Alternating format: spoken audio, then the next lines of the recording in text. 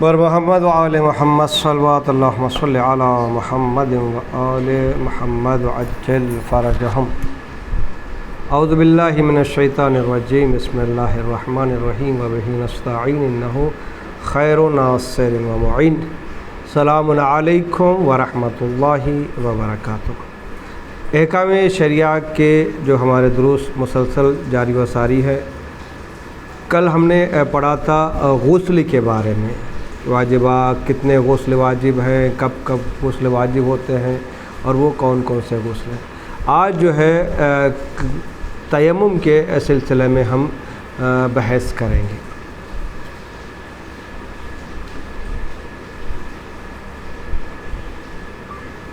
سوال: تیمم کب کیا جاتا ہے؟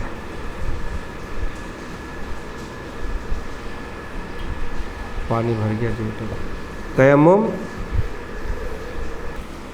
سوال ہے تیمم کب کیا جاتا ہے؟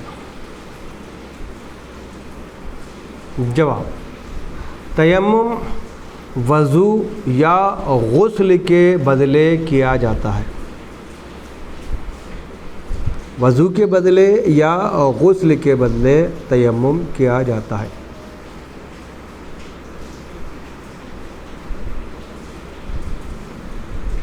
سوال: تیمم کب کرنا ضروری ہے؟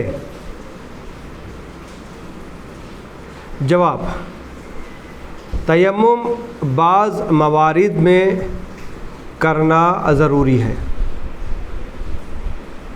نمبر 1، اگر پانی نہ ہو، کہیں بھی نہ ہو، نہ گھر، نہ محلے میں، نہ آس، نہ پڑوس، نہ کہیں بھی پانی نہ ہو۔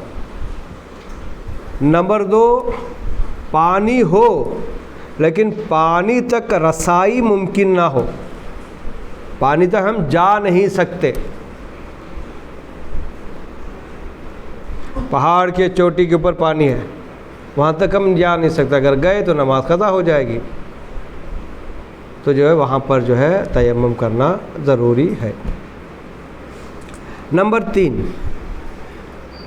پانی گھر میں موجود ہو لیکن اس پانی سے کسی کی جان بچائی جا سکتی ہے۔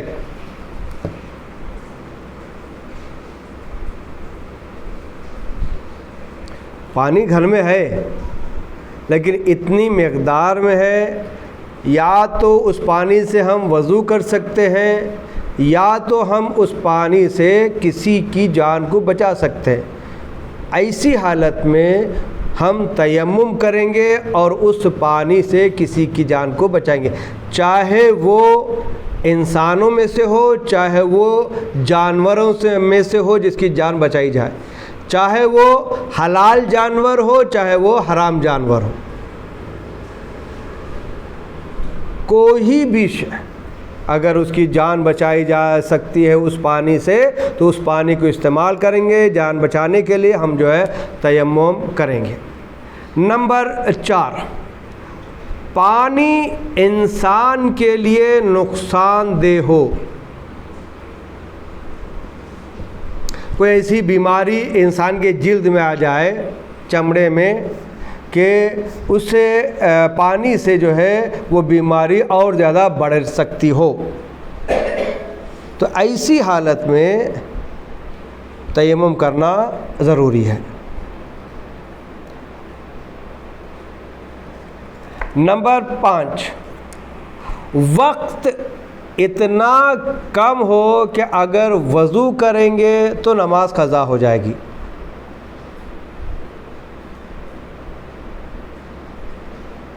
تو ایسی حالت میں وضو کو چھوڑ کر ہم تیمم کریں گے، یعنی وقت اتنا کم ہو کہ اگر ہم وضو کرنے بیٹھے، یعنی پانی بھی موجود ہے، نقصان بھی نہیں ہے، کوئی مرض بھی نہیں ہے، کچھ بھی نہیں ہے، لیکن وقت ٹائم بہت کم ہے، چند لمحوں کا ٹائم ہے، اگر وہاں پر ہم وضو کریں گے تو جتنا وضو کا ٹائم لگے گا اس وقت تک نماز قضا ہو جائے گی۔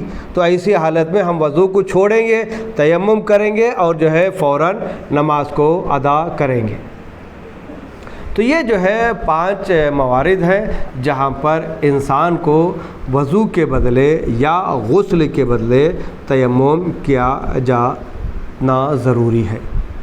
سوال، کن کن چیزوں پر تیمم کرنا صحیح ہے؟ کن کن چیزوں پر؟ وہ کون سی چیزیں ہیں جن پر تیمم کرنا صحیح ہے؟ جواب، بعض چیزوں پر تیمم کرنا صحیح ہے۔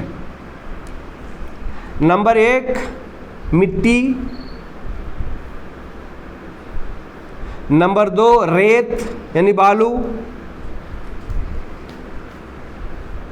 نمبر 3، ڈھیلا۔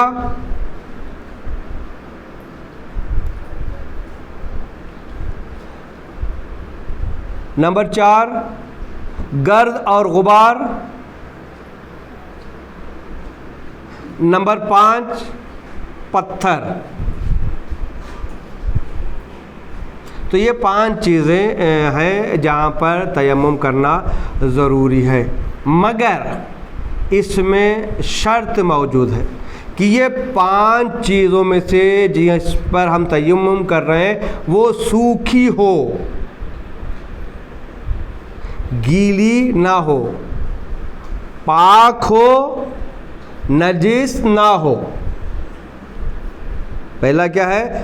سوکھی ہو، گیلی نہ ہو، پاک ہو، نجس نہ ہو، اور اسی طریقے سے مباح ہونا ضروری ہے، یعنی چوری کی ہوئی چیز نہیں ہو۔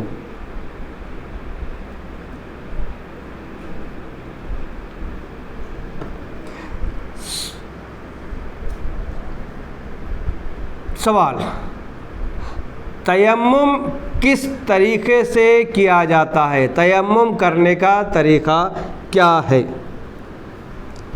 سب سے پہلے ہم نیت کریں گے کہ فلاں چیز کے بدلے، یعنی اگر وضو کے بدلے تیمم کرنا ہے تو یہ نیت کریں گے کہ وضو کے بدلے تیمم کرتا ہوں میں قربتاً اللہ۔ اگر غسل کے بدلے تیمم کرنا ہے تو نیت کریں گے کہ غسل کے بدلے تیمم کرتا ہوں میں جب قربتاً اللہ۔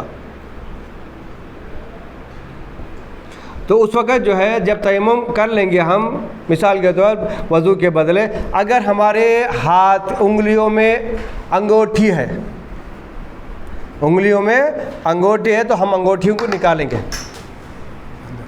انگوٹھی کو نکالیں گے، نکال کے ایک طرف لیں گے، اس کے بعد نیت کر کے جو ہے دونوں ہاتھ کو اکٹھا کر کے ایک سا پتھر یا ریت جو ہم نے بتایا جن پر تیمم کرنا صحیح ہے رکھیں گے۔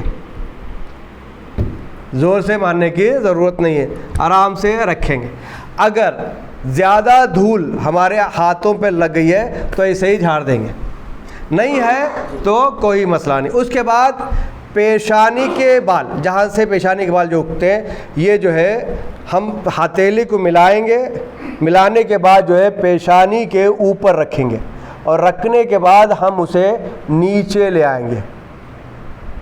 نیچے لانے کے بعد یعنی یہ جو ہے ہماری ناک ہے، ناک کا جو سرا ہے وہاں تک، اس کے بعد داہنی طرف ہم جو ہے اس کو موڑیں گے، اس کے بعد پھر لائیں گے، پھر جو ہے بائیں طرف جو ہے ہم پیشانی کے پورا ختم کر دیں گے۔ یہ جو ہے ہو گیا۔ اس کے بعد سیدھے ہاتھ کے پشت پر بائیں ہاتھ سے ہم مسح کریں گے، یہ مسح، اور اسی طریقے سے یہ دائیں ہاتھ کے،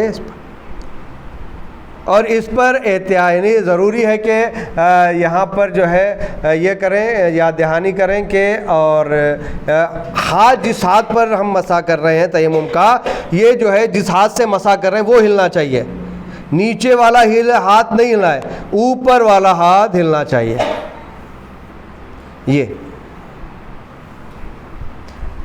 یہ جو ہے ہمارا تیمم ختم ہو گیا۔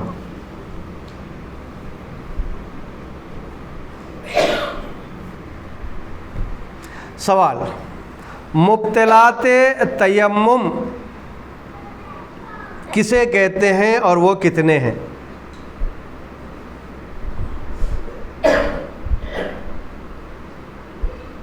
مبطلات تیمم یعنی وہ چیزیں جو تیمم کو باطل کر دیتی ہیں، اسے مبطلات تیمم کہتے ہیں۔